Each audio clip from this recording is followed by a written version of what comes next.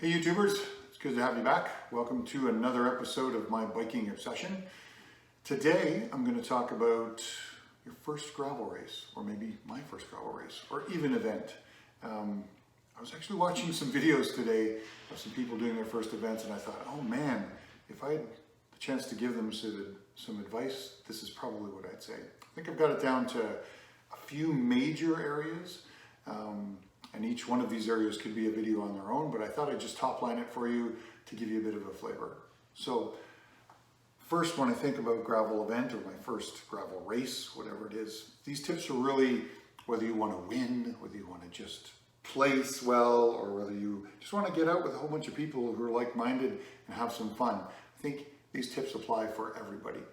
And the first one I'd say is picking your event, right? You've scoured the internet, you've looked at Unbound, you've looked at local gravel race here in Durham region in Canada, like the Frozen Nostril or the Paris to Ancaster. Those are all choices.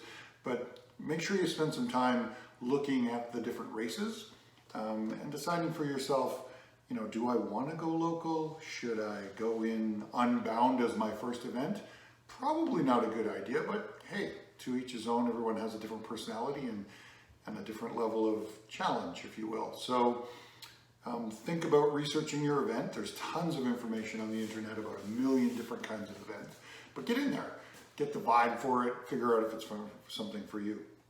And then once you do, think about the logistics, right? Think about planning of the day. Get there early, check in early. Everything you know to make the race day event easier for yourself is going to be just that, making the day easier for yourself, because you don't have to stress about all those things like the logistics. So check in, the where, the when, the parking, all of that great stuff. Make sure you know what you're doing. And then the next thing I'd think about was training. Do you train? Do you not train? Most of the time I think anybody would say if you're going to do a regular or a big event or even a small event, you probably want to have some form of base fitness in, but maybe, hey, you're just using the event to go out and have some fun and get some base fitness in. So I'd say regardless of what you're trying to accomplish, the number one thing I would say was don't cram for the test, right? So whether you did nothing or you did 14 weeks of base and speed and pyramid and periodization, regardless of what you've done before, don't cram for the test in the last week. You will do nothing but hurt your effort at the race. So take it easy that last week. Maybe you've been taking it easy the whole time. Continue taking it easy. Maybe you've been training like a maniac. Take it easy that last week. Get a few spins in that are light. Don't stress your body. Get lots of rest. Get lots of sleep. So remember, don't cram for the test.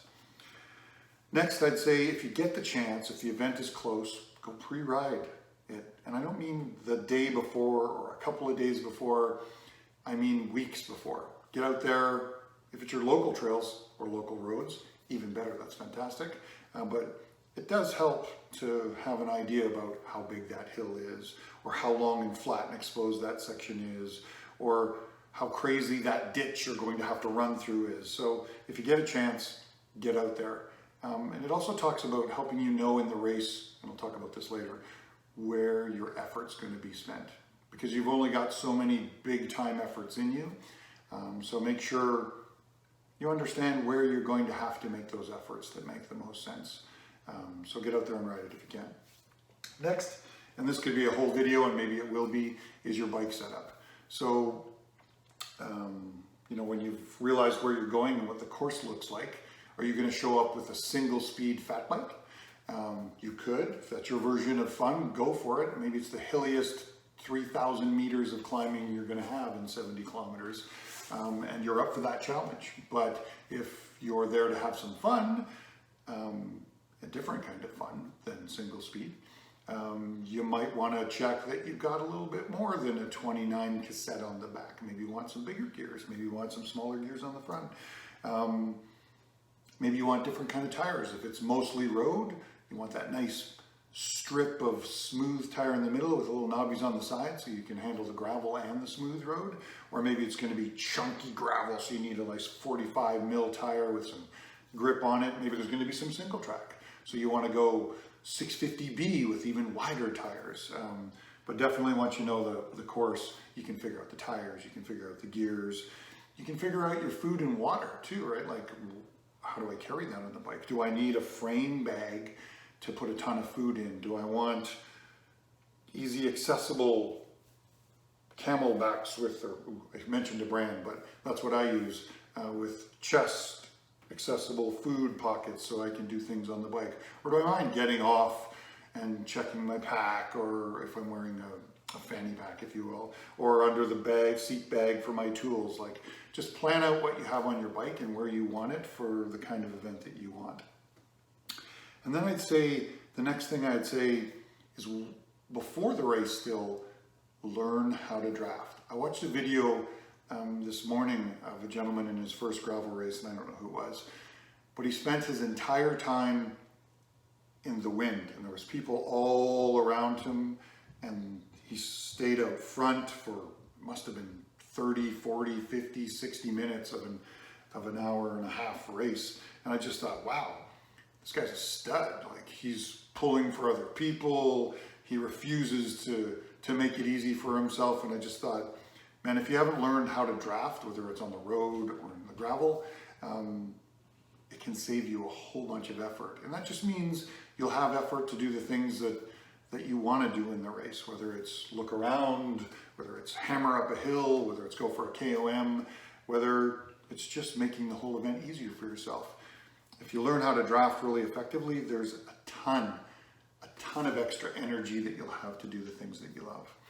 And then I guess the other thing you should learn before you go is just some basic, simple maintenance on your bike. What if you get a flat? What if I have tubeless? How do I fix a tubeless flat? How do I put a tube in my tubeless tire in case I can't fix the flat? What if I break a chain? So I'd say, learn how to fix flats, learn how to fix a broken chain, and some basic maintenance for your bike so that you'll know what you're doing when you're on the course. And of course, don't wait till race day to try and change your tire. You'll be out there, there'll be enough pressure on yourself. And even if you're just going for fun and you're riding with 30, 40 friends, because you'll make some friends when you're out there riding, getting a flat, losing your friends, or just being able to change it quickly to be cognizant of everybody else's experience is a nice way to go as well. So I'd suggest learning a few basics before you get out there.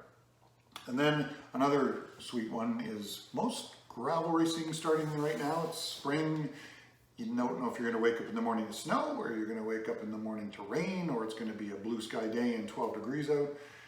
So think about and plan for the weather. And I'm sure you've heard it before, layers. I'm like an onion, I've got layers. So make sure you know what the weather's going to be like. Do you need the full neoprene gloves? Do you need the hat? Do you need 6 underlayers? Do you need wind protection over? So think about the weather and think about how easy you can take the things off that you need or put the things on, and where you're going to carry those things on your bike. So don't forget about the weather. And then last but not least, well, no, this isn't last. I'd say this is about second last. During the race, there's a couple of key tips. One is that staying alert. I know sometimes you can get in the drops or on the hoods or on the bars, and you've been going for a good hour and you've been eating and drinking, and their whole world is shrunk down to what you're doing, how you're focusing, how you're going to make it through, what you want to do next. But don't let that world shrink. Be really cognizant of what's around you as much as you can. One, for the safety of yourself, one for the safety of others.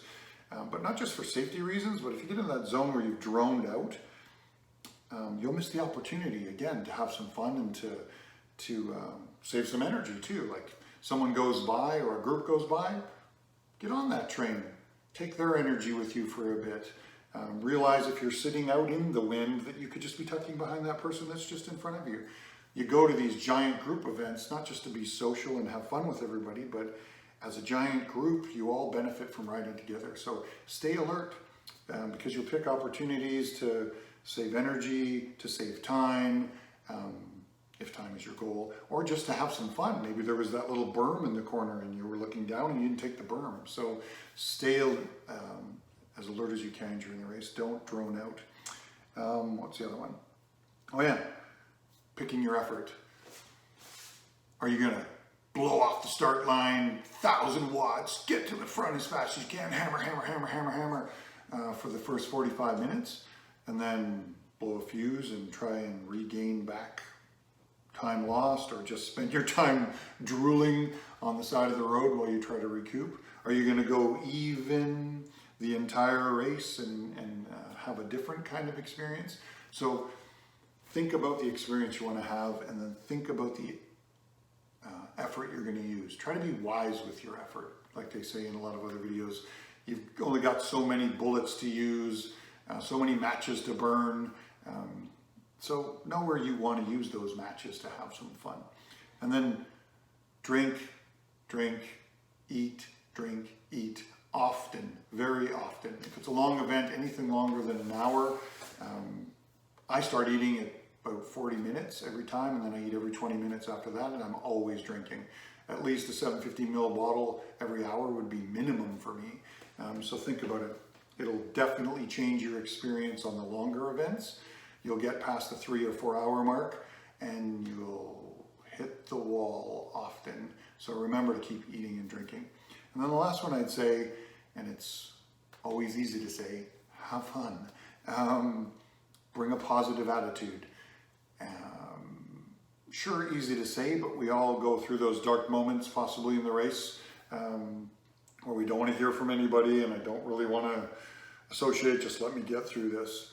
But I always have to remember, what am I adding to everyone else's experience? I went to this event to be with people, to have an experience of where I was and what I was going through. So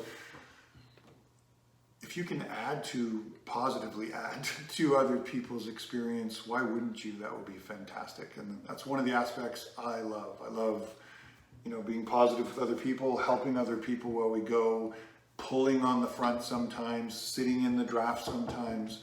So yeah, it was designed to be a benefit for everyone. So pitch in and add some value. And those are my, I guess, about 9 big ones that I would think about if I was going in my first gravel race. I've hoped